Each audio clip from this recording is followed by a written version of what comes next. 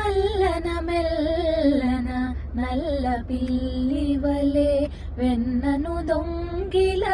గజ్జలు కల్లన అల్లన మెల్లన నల్ల పిల్లివలే వెన్నను దొంగిల గజ్జలు కల్లన తల్లి మేలుకొని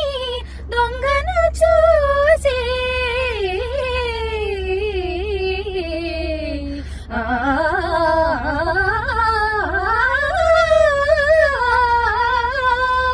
తల్లి మేలుకొని దొంగను చూసి అల్లరిదేమని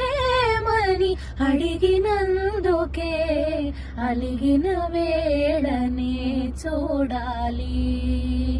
గోకుల కృష్ణుని అందాలో అలిగిన